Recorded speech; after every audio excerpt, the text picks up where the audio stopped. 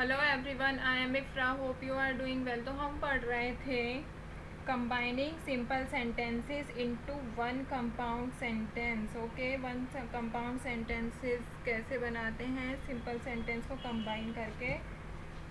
तो उसका कुछ रूल था, मैं एक बार लिखवा देती हूँ। सबसे पहले तो हेडिंग डालते हैं।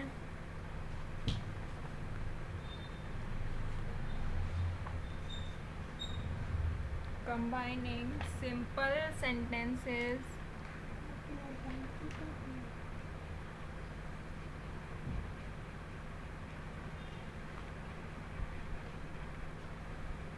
into one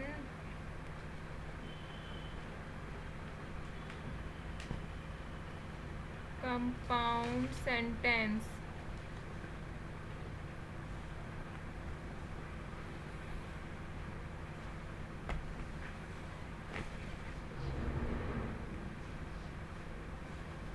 तो इसमें हमने क्या रूल पढ़ा था, यहाँ पर सबसे पहले रूल लिखते हैं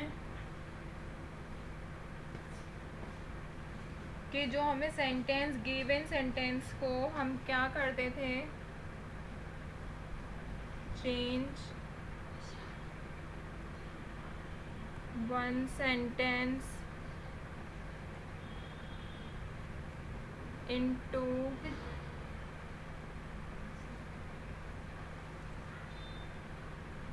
इंडिपेंडेंट क्लॉज एंड दूसरे को किस में चेंज कर देते,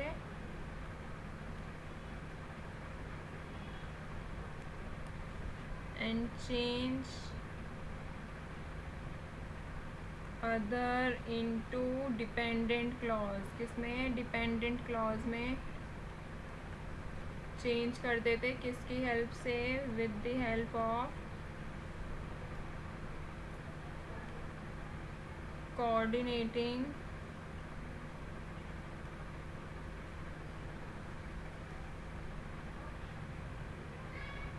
कंजक्शन, जिसमें कि हम पढ़ रहे थे।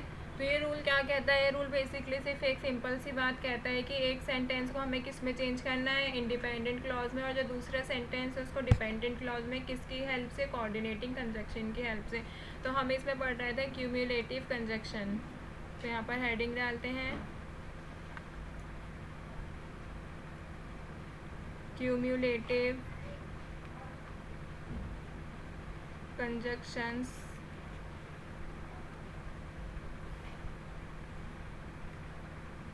जिसमें कि हम एंड पढ़ चुके थे। अब सेकंड क्यूमुलेटिव कंजक्शन कौन सा होता है? बोथ। यहाँ पर लिखते हैं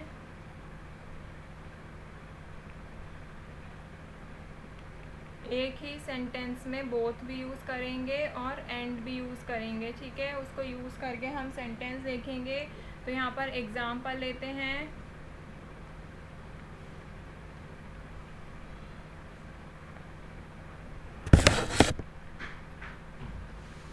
बोथ एंड के थ्रू कंबाइन कैसे करेंगे सिंपल सेंटेंस को वन कंपाउंड सेंटेंस में।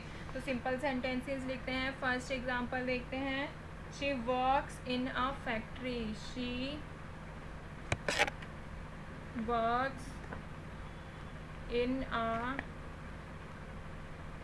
Factory. She manages her house hold.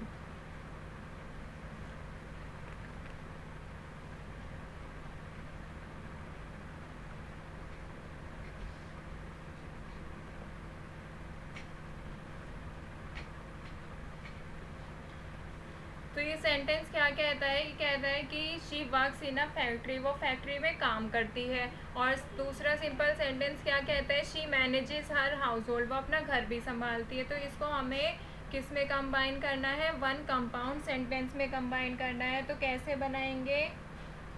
किसका यूज़ करके? ये भी ध्यान रखिए, बोथ एंड का यूज़ करके। तो हम इसको लिखेंगे शी वर्क्स, सॉरी बोथ का यूज़ करना था ना।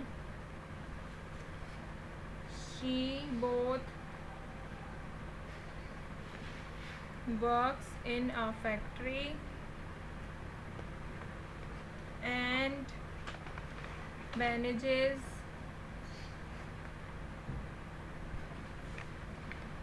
हर हाउस होल्ड। तो इस सेंटेंस में अगर आप देखेंगे तो हमने किसका यूज़ किया, बोथ भी यूज़ किया और एंड भी यूज़ किया।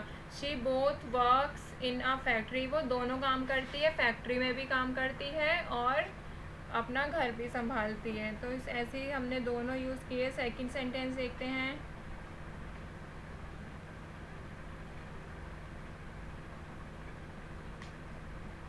ही is a fool, he is a fool, he is a नीव।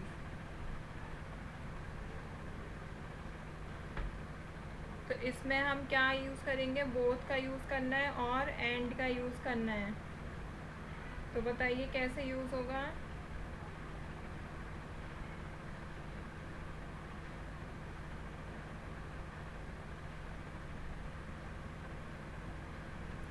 ही इज़ अ फूल और सेकंड सेंटेंस है हमारा ही इज़ अ नेव, कि वो बेवकूफ़ भी है और वो मतलब बेईमान बोल सकते हैं नेव को, या दोगला इंसान बोल सकते हैं। ठीक है, इस टाइप में होता है इसका मीनिंग।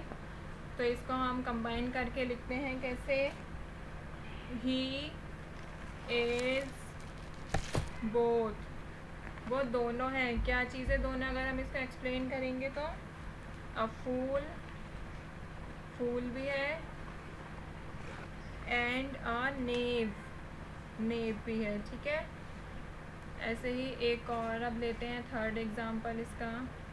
बाकी आपको समझ तो आ गया होगा, अब आगे का पढ़ते हैं एज वेल एज।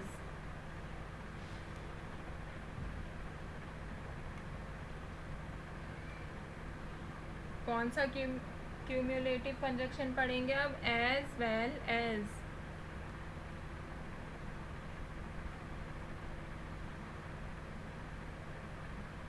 यहाँ पे मैं प्रीवियस पेज पे लिख देती हूँ। ये है, हमने अब बी पढ़ा है, ए पढ़ चुके हैं, ये है सी।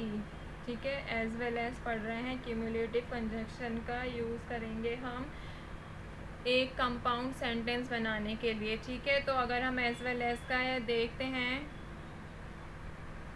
सेंटेंस लेते हैं। Sentence number 1, she is illiterate, she is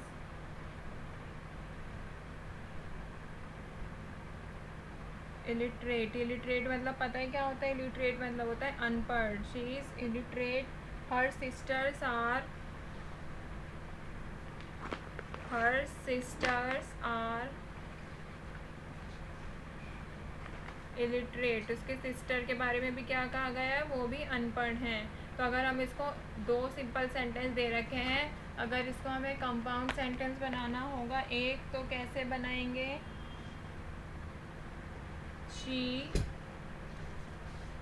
किसका यूज़ करेंगे, as well as her sisters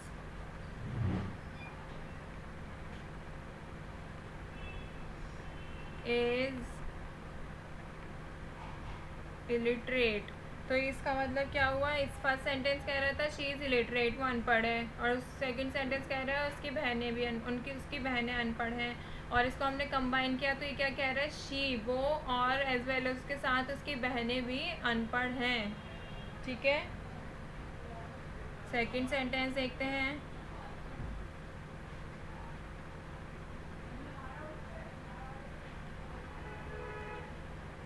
Rajan is going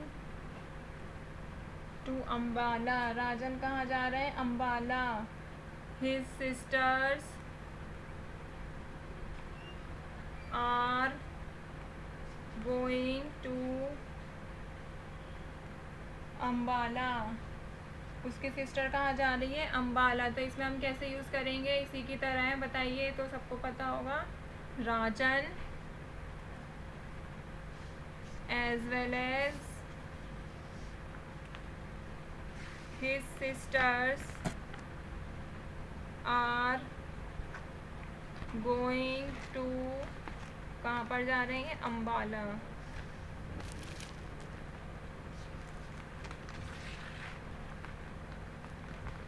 तो ये तो एक सब्जेक्ट दूसरे में क्या थी, उसकी बहनों की बात हो गई। इसमें राजन की बात थी, सेकंड सेंटेंस में राजन की बहनों की। अब थर्ड सेंटेंस थोड़ा अलग सा लेते हैं,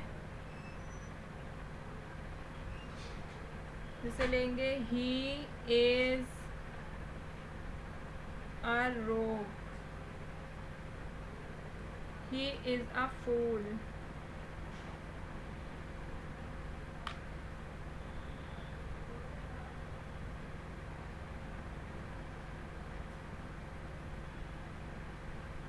तो ये क्या कह रहा है सेंटेंस, ही इज़ अ रोग। वो क्या है, रोग। रोग मतलब आप बोल सकते हैं कि बहुत शरारती को बोलते हैं, या फिर आवारा टाइप को भी बोल सकते हैं। ही इज़ अ रोग, वो बहुत बेवकूफ़ भी है। एंड ही इज़ अ फूल, रोग भी है और फूल भी है। तो इसको हम वन कंपाउंड सेंटेंस में कैसे बनाएंगे, ही इज़ अ, इसको ऐसे ही रहने दिया इंडिपेंडेंट, ही इज़ अ रोग एज वेल एज अ फूल, कि वो रोग भी है और साथ में वो फूल भी है, ठीक है, बेवकूफ़ भी है। तो आज हमने क्या देखा कि क्यूमुलेटिव कंजक्शन कौन कौन सी देखी, बोथ देखा और एज वेल एज का यूज़ करना देखा, बोथ एंड का और एज वेल एज का। इसका बेसिक एक ही रूल है सभी क्यूमुलेटिव कंजक्शंस के लिए कि एक को इंडिपेंडेंट क्लॉज में बदल दो, दूसरे को डिपेंडेंट में बदल दो कोऑर्डिनेटिंग कंजक्शन की हेल्प से। तो अभी हम क्या सीख रहे थे, क्यूमुलेटिव कंजक्शन। अभी 4 टाइप्स के और हैं ये। तो क्यूमुलेटिव कंजक्शन हमने बोथ एंड, और इससे प्रीवियस वीडियो में खाली एंड पढ़ा था, और एज वेल एज भी हमारा कवर हो चुका है। तो नेक्स्ट वीडियो में अदर टाइप लेकर आएंगे। जब तक के लिए रहिए stay tuned and thank you.